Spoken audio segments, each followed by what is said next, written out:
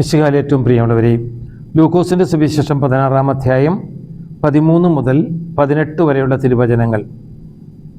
ഒരു ഭൃത്യന് 2 യജമാനന്മാരെ സേവിക്കുവാൻ സാധിക്കുകയില്ല. ഒന്നുകിൽ അവൻ ഒരുവനെ ദ്വേഷിക്കുകയും മറ്റവനെ സ്നേഹിക്കുകയും ചെയ്യും, അല്ലെങ്കിൽ ഒരുവനോട് ഭക്തി കാണിക്കുകയും മറ്റവനെ നിന്ദിക്കുകയും ചെയ്യും. ദൈവത്തെയും ധനത്തെയും ഒന്നിച്ച് സേവിക്കുവാൻ നിങ്ങൾക്ക് കഴിയുകയില്ല. പണക്കൊതിയരായ ഫരിസയർ ഇത് കേട്ടപ്പോൾ അവനെ പുച്ഛിച്ചു. അവൻ അവരോട് പറഞ്ഞു, മനുഷ്യരുടെ മുമ്പിൽ നിങ്ങൾ നിങ്ങളെ തന്നെ നീതീകരിക്കുന്നു, എന്നാൽ ദൈവം നിങ്ങളുടെ ഹൃദയങ്ങളെ അറിയുന്നു. മനുഷ്യർക്ക് ഉത്കൃഷ്ടമായത് ദൈവദൃഷ്ടിയിൽ നികൃഷ്ടമാണ്. നിയമവും പ്രവാചകന്മാരും യോഹന്നാൻ വരെയായിരുന്നു. അതിനുശേഷം ദൈവരാജ്യത്തിന്റെ സുവിശേഷം പ്രസംഗിക്കപ്പെടുന്നു. എല്ലാവരും ബലം പ്രയോഗിച്ച് അതിൽ പ്രവേശിക്കുന്നു. നിയമത്തിലെ ഒരു പുള്ളിയെങ്കിലും അസാധുവാക്കുന്നതിനേക്കാൾ എളുപ്പം ആകാശവും ഭൂമിയും അപ്രത്യക്ഷമാകുന്നതാണ്. ഭാര്യയെ ഉപേക്ഷിച്ച് മറ്റൊരുവളെ വിവാഹം ചെയ്യുന്നവൻ വ്യഭിചാരം ചെയ്യുന്നു. ഭർത്താവ് ഉപേക്ഷിച്ചുള്ള വിവാഹം ചെയ്യുന്നവനും വ്യഭിചാരം ചെയ്യുന്നു. വിശുകാല ഏറ്റവും പ്രിയമുള്ളവരെയും, ലൂക്കോസിന്റെ സുവിശേഷം 16-ാം അധ്യായം 13 മുതൽ 18 വരെയുള്ള തിരുവചനങ്ങളാണ്. നമുക്ക് ഈ സുവിശേഷ ഭാഗത്തെ 4ആയിട്ട് വിഭജിക്കുവാനായിട്ട് സാധിക്കും. ഒന്നാമത്തേത്, കർത്താവ് നമ്മുടെ പറയാണ്, ആർക്കും 2 യജമാനന്മാരെ സേവിക്കുവാൻ സാധിക്കത്തില്ല.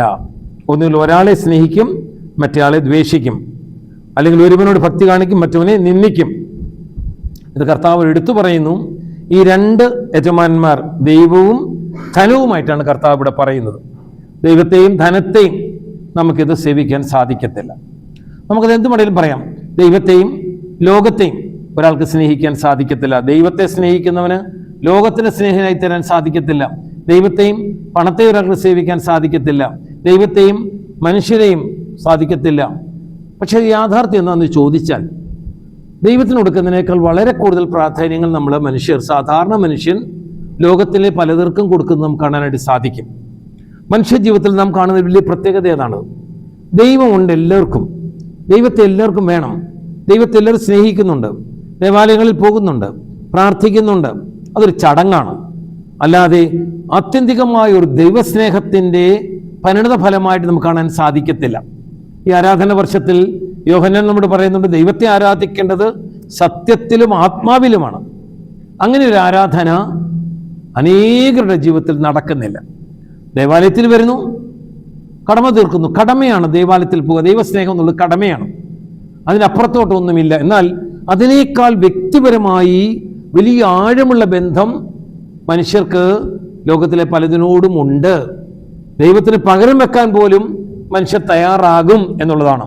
ചില മനുഷ്യരെ സംബന്ധിച്ചിടത്തോളം അവരുടെ ഭാര്യമാര് അവർക്ക് ഏറ്റവും പ്രിയപ്പെട്ടവരാണ്. അവരുടെ എല്ലാ ഇഷ്ടാനിഷ്ടങ്ങൾക്കും ഒത്തവർ വഴങ്ങും. അവർ പറയുന്നുണ്ട് അപ്പുറത്തോട്ട് ഒന്നുമില്ല. നേരെ തിരിച്ചും ചിലർക്ക് ഭർത്താക്കന്മാർ ദൈവങ്ങളാണ്.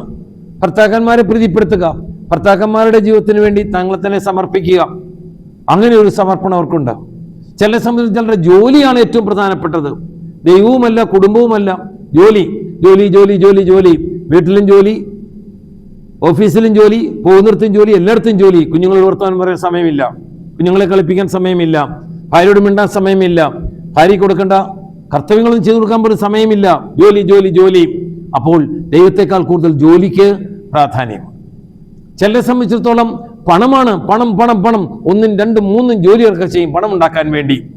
എങ്ങനെയെങ്കിലും ലോകത്തിൽ ധനികനാകണം, ഏറ്റവും മുന്തിയ കാർ വാങ്ങിക്കണം, ഏറ്റവും മുന്തിയ വീട് വെക്കണം, എല്ലാ സുഖസൗകര്യങ്ങളോടും ജീവിക്കണം. അതിന് ദൈവം അവർക്ക് വിഷയമേ അല്ല. ഒരു വഴിയിലൊക്കെ പോകുന്നുണ്ട്, പക്ഷേ ദൈവത്തെക്കാൾ വളരെ പ്രാധാന്യം അവര് ധനത്തിന് കൊടുക്കുന്ന കാണാൻ സാധിക്കും. ചിലർക്ക് സ്വർണമായിരിക്കും കൂടുതൽ പ്രാധാന്യം, ചിലർക്ക് വസ്ത്രമായിരിക്കും കൂടുതൽ പ്രാധാന്യം, ചിലർക്ക് ഭക്ഷണമായിരിക്കും കൂടുതൽ പ്രാധാന്യം. ഭക്ഷണത്തിന് വേണ്ടി ഭക്ഷിക്കാൻ വേണ്ടി മാത്രം ജീവിക്കുന്നവരുണ്ട്. നമ്മൾ പരിശോധിച്ച് നോക്കിയാൽ നമ്മളെല്ലാം ഇതിൽ ഏതെങ്കിലും ഒരു ഗുണത്തിൽപ്പെടുന്നവരെ കാണാൻ സാധിക്കും. ദൈവത്തിന് നമ്മൾ 50-50 പോലും ദൈവവും ഇതുമായിട്ട് ബന്ധം മനസ്സിലാക്കാൻ സാധിക്കും. എന്നാൽ 1ാം സ്ഥാനം ദൈവത്തിനാണ്. ദൈവത്തിന്റെ സ്ഥാനം ആർക്കും കൊടുക്കാൻ പാടില്ല. നിന്റെ ദൈവമായ കർത്താവ് ഞാനാകുന്നു, ഞാനല്ലാതെ വേറൊരു ദൈവം നിനക്കുണ്ടാകരുത്. നമ്മൾ അത്ഭുതപ്പെടും, എന്തുകൊണ്ടാണ് അബ്രഹാമിനോട് ദൈവം ഇസഹാക്കിനെ ബലി കഴിക്കാൻ പറഞ്ഞത്? നമ്മൾ അറിഞ്ഞിരിക്കണം. 100ാമത്തെ വയസ്സിൽ അബ്രഹാമിന് ഒരു കുഞ്ഞിനെ കിട്ടി, ഇസഹാക്ക് വളർന്നു വരുന്ന കണ്ടപ്പോൾ എന്തോരം സന്തോഷം അബ്രഹാമിനുണ്ടായത്. എന്തോ സന്തോഷമാണ് സഹറായിക്കുണ്ടായത്. ദൈവത്തിൻ്റെ സംശയം, അബ്രഹാമിന് എന്നോടാണോ സ്നേഹം, ഇസ്ഹാക്കിനോടാണോ, മകനോടാണോ? അത് തെളിയിക്കാൻ ദൈവം ആവശ്യപ്പെട്ടു. ദൈവം അബ്രഹാമിനോട് പറഞ്ഞു, നീ നിന്റെ മോനെ കൊണ്ടുപോയി മോറിയാമലയിൽ ബലി കഴിക്കണം. ഭാര്യയോട് പോലും ഒരു വാക്ക് പറയാതെ ദൈവത്തിന്റെ വാക്കിനെ വിശ്വസിച്ച് ദൈവത്തിന്റെ സ്നേഹത്തിന്റെ മുൻപിൽ അബ്രഹാം കുഞ്ഞിനെയും കൊണ്ട് മോറിയാമലയിലേക്ക് പോകും. ആ മലയിൽ കൊണ്ടുപോയി അവനെ ബലി കഴിക്കാൻ പോകുന്ന സന്ദർഭത്തിൽ മകൻ ചോദിക്കും, അപ്പാ എവിടെ ബലിമൃഗം? വിറകുണ്ട്, കത്തിയുണ്ട്, തീയുണ്ട്, മൃഗം എവിടെ? അപ്പം പറഞ്ഞു, മോനെ ദൈവം നോക്കിക്കൊള്ളും, ഗോഡ് വിൽ പ്രൊവൈഡ്, ദൈവം തരും. ദൈവം ചെയ്തു. അവനെയും ബലിപീഠത്തിൽ വലിച്ചു കെട്ടി കൊലയ്ക്ക് കൊടുക്കാൻ തുടങ്ങുമ്പോൾ ദൈവം അബ്രഹാം പറഞ്ഞു, കുഞ്ഞിന്റെ മേൽ കൈവെക്കരുത്, ബാലന്റെ മേൽ കൈവെക്കരുത്. ദൈവത്തിന് ബോധ്യമായി ഈ അബ്രഹാം തന്റെ മകനേക്കാൾ തന്റെ എല്ലാത്തിനേക്കാളും സ്നേഹിക്കുന്നു എന്ന് ഭംഗിയായിട്ട് മനസ്സിലാക്കി. ഇത് തന്നെയാണ് ദൈവം അബ്രഹാമിനോട് ചോദിച്ചത്. യേശുദമ്പുരാൻ പത്രോസിനോട് ചോദിച്ചത്, നീ എല്ലാത്തിനേക്കാളും എന്നെ സ്നേഹിക്കുന്നോ? എല്ലാവരേക്കാളും എന്നെ സ്നേഹിക്കുന്നോ? പത്രോസിന് പറയാൻ മടിയൊന്നും ഉണ്ടായിരുന്നില്ല. നിനക്കറിയാമല്ലോ, ഞാൻ എല്ലാത്തിനേക്കാളും നിന്നെ സ്നേഹിക്കുന്നു പറയാൻ. പ്രിയ സഹോദരങ്ങളെയും, കർത്താവ് പറയുന്നത്, രണ്ട് യജമാനന്മാരെ ആർക്കും സേവിക്കാൻ കഴിയത്തില്ല. ദൈവമായിരിക്കട്ടെ നമ്മുടെ യജമാനൻ, ദൈവം മാത്രമായിരിക്കട്ടെ നമ്മുടെ യജമാനൻ എന്ന് നമുക്ക് തീരുമാനിക്കുവാനായിട്ട് പരിശ്രമിക്കാം. രണ്ടാമത്തെ ചിന്ത 15-ാമത്തെ വാക്യത്തിലാണ്. യേശുദമ്പുരാനോട് പറഞ്ഞു, മനുഷ്യരുടെ മുമ്പിൽ നിങ്ങൾ നിങ്ങളെ തന്നെ നീതീകരിക്കുന്നു, എന്നാൽ നിങ്ങളുടെ ഹൃദയം ദൈവം അറിയുന്നു. മനുഷ്യർക്ക് ഉത്കൃഷ്ടമായത് ദൈവദൃഷ്ടിയിൽ നികൃഷ്ടമാണ്. ഇത് വളരെ വ്യത്യസ്തമായ ഒരു വാക്യമാണ്. എല്ലാ മനുഷ്യരുടെയും ലക്ഷ്യം ദൈവത്തെ പ്രസാദിപ്പിക്കുകയല്ല, മനുഷ്യരെ പ്രസാദിപ്പിക്കുകയാണ്. മനുഷ്യരെന്ത് പറയും? മനുഷ്യരെന്ത് ചിന്തിക്കും? മനുഷ്യരുടെ അഭിപ്രായം എന്താണ്?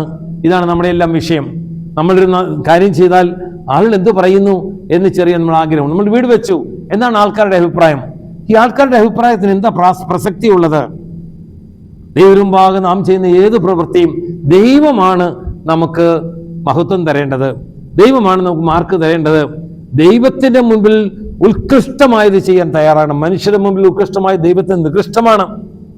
ദൈവത്തിന് ഒരിക്കലും പ്രീതികരമാകാൻ സാധിക്കത്തില്ല. അപ്പോൾ ദൈവത്തിന് പ്രീതികരമായ കാര്യങ്ങൾ ചെയ്യുവാൻ നമുക്ക് സാധിക്കണം. പ്രിയ സഹോദരങ്ങളെ, നമ്മൾ എന്ത് ചെയ്യുമ്പം ചോദിക്കേണ്ട ചോദ്യം, ഇത് ദൈവത്തിന് പ്രിയങ്കരമാണോ? ഇങ്ങനെ അറിയുന്ന ദൈവത്തിന് പ്രിയങ്കരമാണോ എന്ന്? ദൈവത്തിന് പ്രിയങ്കരമാണോ എന്ന് അറിയണമെങ്കിൽ 5 കാര്യങ്ങൾ ചോദിക്കണം. 1, ഇത് ദൈവകൽപ്പനയ്ക്ക് യോജിച്ചതാണോ? 2, ഇത് ദൈവവചനത്തിന് യോജിച്ചതാണോ? 3, ദൈവത്തിന്റെ തിരുസഭയ്ക്ക് യോജിച്ചതാണോ? 4, ഇതെന്റെ മനസ്സാക്ഷിക്ക് യോജിച്ചതാണോ? 5, ഇത് പ്രകൃതിക്ക് യോജിച്ചതാണോ? ആണും കൂടെ കല്യാണം കഴിക്കാൻ പോകുന്നു, അത് പ്രകൃതിക്ക് വിരുദ്ധമാ. ഒരു പെണ്ണും കൂടെ കല്യാണം കഴിക്കാൻ പോകുന്നത് പ്രകൃതിക്ക് വിരുദ്ധമാ. അത് ദൈവം ഇഷ്ടമല്ല, മനുഷ്യൻ നികൃഷ്ടമായ കാര്യങ്ങളാണ് ചെയ്യുന്നത്. അതുപോലെ ഏത് കാര്യവും, അമ്മയെ കൊണ്ടുപോയി അനാഥാലയത്തിൽ വിടാൻ പോകുന്നു, അത് നികൃഷ്ടമാ. ഭൂമിയിൽ നല്ല കാലത്തോളം ജീവിക്കുവാൻ അപ്പനെയും അമ്മയെയും ബഹുമാനിക്കണം, ദൈവകൽപ്പനയാണ്. അപ്പോൾ ദൈവത്തിന്റെ കൽപ്പന, ദൈവത്തിന്റെ സഭ, ദൈവത്തിന്റെ വചനം മനസ്സാക്ഷി വിരുദ്ധമായിട്ട് ഒന്നും ചെയ്യരുത്. അത് പരിശുദ്ധാത്മാവിനെതിരായ പാപമാണെന്ന് തിരിച്ചറിയുവാൻ നമുക്ക് സാധിക്കണം. പ്രിയ സഹോദരങ്ങളെയും, അപ്പൊ നമ്മുടെ ജീവിതത്തിന്റെ ലക്ഷ്യം ദൈവത്തിന് മഹത്വം കൊടുക്കുക. എല്ലാ മഹത്വവും ദൈവത്തിന്. മനുഷ്യരുടെ ഇഷ്ടാനിഷ്ടങ്ങൾ നോക്കരുത്, മനുഷ്യരുടെ താല്പര്യങ്ങൾ നോക്കരുത്, മനുഷ്യരുടെ അഭിനന്ദനങ്ങൾ നോക്കരുത്.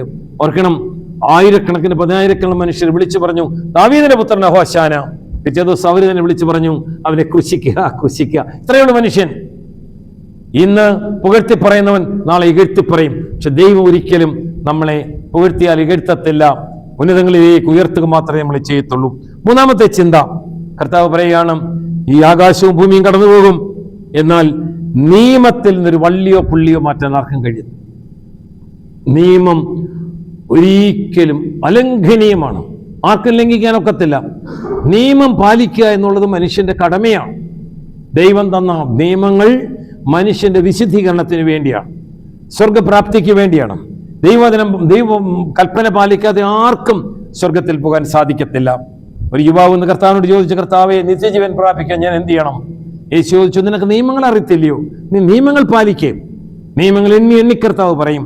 അപ്പോൾ നിയമങ്ങളാണ്, നമ്മളത് വിശദീകരിക്കരുത്, നമ്മുടെ ഇഷ്ടം പോലെ വളച്ചൊടിക്കരുത്.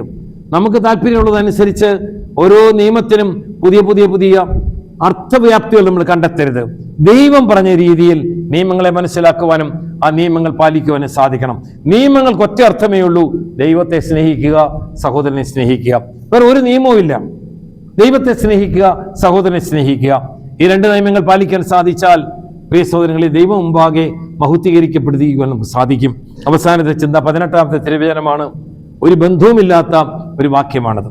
കർത്താവ് പറഞ്ഞിരിക്കുകയാണ്, ഭാര്യയെ ഉപേക്ഷിച്ച് മറ്റൊരാളെ സ്വീകരിക്കുന്നവൻ വ്യഭിചാരം ചെയ്യുന്നു, ഭർത്താവ് ഉപേക്ഷിച്ചുള്ള വിവാഹം കഴിക്കുന്നവൻ വ്യഭിചാരം ചെയ്യുന്നു. ഇത് നമ്മൾ ഈ മത്തായി സുവിശേഷം 19ാമത്തേതിലേക്ക് പോകണം. അവിടെ കർത്താവ് പറയുന്നു, ദൈവം യോജിപ്പിച്ചതിനെ മനുഷ്യൻ വേർപെടുത്തരുത്. ദൈവം യോജിപ്പിച്ചതിനെ മനുഷ്യൻ വേർപെടുത്തരുത്. വിവാഹത്തിന്റെ അവിഭാജ്യതയെക്കുറിച്ച് കർത്താവ് പറയുകയാണ്. അത് സ്വർഗത്തിൽ നടക്കുന്ന ഒരു കാര്യമാണ്. ഒരു പുരുഷനെ ഒരു സ്ത്രീക്ക്, ഒരു സ്ത്രീയെ ഒരു പുരുഷന് കൊടുക്കുന്നത് ദൈവമാണ്. മനുഷ്യന്റെ ഇഷ്ടാനിഷ്ടങ്ങൾക്കൊത്ത് ഭാര്യമാരെ ഉപേക്ഷിക്കുവാനോ ഭർത്താക്കന്മാരെ ഉപേക്ഷിക്കുവാനോ ആർക്കും അവകാശമില്ല. എല്ലാ ജീവിതത്തിലും കഷ്ടങ്ങളുണ്ട്, പ്രയാസങ്ങളുണ്ട്, ദുഃഖങ്ങളുണ്ട്, വേദനകളുണ്ട്, പ്രയാസങ്ങളുണ്ട്. അതൊന്നും ഉപേക്ഷിക്കപ്പെടുവാൻ കാരണമല്ല. കെട്ടിയ ഭാര്യയെ ഉപേക്ഷിക്കുവാൻ കാരണമല്ല. ദൈവത്തെ സാക്ഷി നിർത്തി, ദേവാലയത്തെ സാക്ഷി നിർത്തി, പൗരോഹിത്യത്തെ സാക്ഷി നിർത്തി, സൽത്താരെ സാക്ഷി നിർത്തി, വിശുദ്ധ കൂദാശയെ സാക്ഷി നിർത്തി, വിശുദ്ധ വചനത്തെ സാക്ഷി നിർത്തി ഒരു പുരുഷൻ ഒരു സ്ത്രീയെ അവന്റെ കഴുത്തിൽ മിന്നുകെട്ടി തന്റെ ഭാര്യയായി സ്വീകരിക്കുമ്പോൾ ഒരായുഷ്കാല ഉടമ്പടിയാണ് ചെയ്യുന്നത്. ഒരാഴ്ചത്തേക്ക്, ഒരു മാസത്തേക്കുമല്ല, ഒരായുഷ്കാല ഉടമ്പടി. അത് പിരിക്കുവാൻ ആർക്കും കഴിയത്തില്ല, മനുഷ്യൻ സാധിക്കത്തില്ല, ദൈവം യോജിപ്പിച്ചതിനെ. എന്നാൽ ഇന്നെന്തോരം വിവാഹമോചനങ്ങൾ നടക്കുന്നുണ്ട് പ്രിയ സഹോദരങ്ങളെ. എന്തിന്റെ പേരിൽ? മനുഷ്യന്റെ അഹങ്കാരത്തിന്റെ പേരിൽ. മനുഷ്യന് എളിമപ്പെടാൻ കഴിയുന്നില്ല, മനുഷ്യന് വിനയപ്പെടാൻ കഴിയുന്നില്ല, മനുഷ്യൻ ക്ഷമിക്കാൻ കഴിയുന്നില്ല, മനുഷ്യൻ പോട്ടെ എന്ന് പറയാൻ സാധിക്കുന്നില്ല. അവനവന്റെ തലക്കനത്തിനൊത്ത് അവന്റെ പാരമ്പര്യം പറഞ്ഞ്, അവന്റെ കുടുംബ മഹിമ പറഞ്ഞ്, അവന്റെ പണത്തിന്റെ ബലം പറഞ്ഞ്, അങ്ങനെ വിദ്യാഭ്യാസത്തിന്റെ മഹത്വം പറഞ്ഞ് അവൻ വിവാഹം കഴിച്ചവനെ നിന്ദിക്കുവാനും പുച്ഛിക്കുവാനും അവഹേളിക്കുവാനൊക്കെ ശ്രമിക്കുകയാണ്. നിങ്ങൾ രണ്ടാണ്, 2 ഈക്വൽസ്. അവരൊന്നിച്ച് ജീവിക്കണം. 2 ഈക്വൽസ് ആണ്. അവർക്കൊന്നിച്ച് സ്നേഹത്തോടെ ജീവിക്കണം, സന്തോഷത്തോടെ ജീവിക്കണം, സമാധാനത്തോടെ ജീവിക്കണം, പരസ്പരം വിശ്വസിക്കണം, പരസ്പരം വിശ്വസ്തയോടെ ജീവിക്കണം, പരസ്പരം വിശുദ്ധിയോടെ ജീവിക്കണം.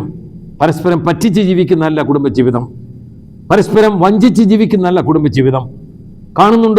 കാണുന്നില്ലയോ, അറിയുന്നില്ലയോ ഒരു വിഷയമല്ല.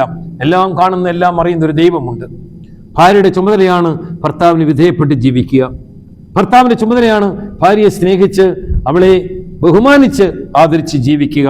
അപ്പൊ പരസ്പര ബഹുമാനം കൊടുക്കാമെങ്കിൽ, പരസ്പര ആദരവ് കൊടുക്കാമെങ്കിൽ, പരസ്പര സ്നേഹം കൊടുക്കാമെങ്കിൽ കുടുംബജീവിതം ഏറ്റവും ഭംഗിയായി നയിക്കാൻ സാധിക്കും. നാം ഒരു ഭർത്താവ് ഒരു സ്ത്രീയെ ഉപേക്ഷിക്കുമ്പോൾ അവളെ സ്വീകരിക്കുന്നവൻ പാപം ചെയ്യുന്നു എന്ന് തിരിച്ചറിയുവാനായിട്ട് നമുക്ക് സാധിക്കണം. ലോകത്തിൽ ആരെയും പാപത്തിലേക്ക് തള്ളിവിടരുത്. ഞാൻ കാരണം വേറെ പാപത്തിനിടയാകരുത്. മറിച്ച് പുണ്യജീവിതം നയിക്കുവാനും മറ്റുള്ളവരെ പുണ്യത്തിലേക്ക് നയിക്കുവാനും നമുക്ക് സാധിക്കണം. നമ്മുടെയൊക്കെ കുടുംബങ്ങൾ വിശുദ്ധമാണെന്നുള്ള ബോധ്യം നമുക്കുണ്ടാകണം. നസ്രത്തിലെ കുടുംബം പോലെ, മറിയത്തെ പോലെ, വിശുദ്ധ യോസേപ്പിനെ പോലെ കൃപയുള്ള അമ്മമാരാകുവാൻ, നീതിബോധമുള്ള അപ്പന്മാരാകുവാൻ, ജ്ഞാനത്തിലും പ്രായത്തിലും വരുന്ന കുഞ്ഞുങ്ങൾ ഉണ്ടാകുവാൻ, അങ്ങനെ ദൈവസ്നേഹത്തിന്റെ കുടുംബങ്ങൾ ഉണ്ടാകുവാൻ നമുക്ക് സാധിക്കണം. പ്രിയ സഹോദരങ്ങളെ, ഇന്നത്തെ സുവിശേഷ ഭാഗത്ത് 4 കാര്യങ്ങൾ കർത്താവ് നമ്മളെ പഠിപ്പിക്കുന്നു. ഒന്നാമത്തെ കാര്യം കർത്താവ് നമ്മളെ പഠിപ്പിക്കുന്നത് ഞാൻ പറഞ്ഞു, 2 ഭൃത്യന്മാരെ, 2 യജമാനന്മാരെ ആർക്കും സേവിക്കുവാൻ കഴിയത്തില്ല. 2, ഈ ലോകത്തിൽ ദൈവത്തിന് പ്രിയങ്കരമായി ചെയ്യണം, ലോകത്തിന് പ്രിയങ്കരമായ കാര്യം ഒന്നും ചെയ്യരുത്. 3ാമത്തെ കാര്യം, വള്ളിയോ പുള്ളിയോ നിയമത്തിൽ ഇത് മാറ്റിക്കളയുവാൻ സാധിക്കത്തില്ല. 4ാമത് കുടുംബജീവിതത്തിന്റെ ഭദ്രതയെക്കുറിച്ചാണ്, കുടുംബജീവിതത്തിന്റെ വിശുദ്ധിയെക്കുറിച്ചാണ്. അത് കാത്തുപരിപാലിക്കുവാൻ എല്ലാവർക്കും ബാധ്യതയുണ്ട് എന്ന ബോധ്യം നമുക്കുണ്ടാകട്ടെ. ഈ തിരുവചന ഭാഗങ്ങൾ നമ്മുടെ ഓരോരുത്തരുടെയും ഹൃദയത്തിലേക്ക് ആഴ്ന്നിറങ്ങുവാനും ദൈവസ്നേഹത്തിന്റെ മക്കളായി മാറുവാനും നമുക്ക് പ്രത്യേകമായിട്ട് പരിശ്രമിക്കാം. നമ്മുടെ ജീവിതത്തെ നമുക്ക് ആത്മശോധന ചെയ്തു നോക്കാം. നമ്മുടെ ജീവിതത്തിൽ ഈ പറയുന്ന ഏതെങ്കിലും വൈകല്യങ്ങൾ ഉണ്ടെങ്കിൽ അതെല്ലാം തിരുത്തി ദൈവത്തിന്റെ സ്നേഹത്തിൽ മുൻപോട്ട് പോകുവാൻ കൃപയാലമേ എന്ന് പ്രാർത്ഥിക്കാം. പിതാവിന്റെയും പുത്രന്റെയും പരിശുദ്ധ റൂഹായുടെയും തിരുനാമത്തിൽ ആമീൻ.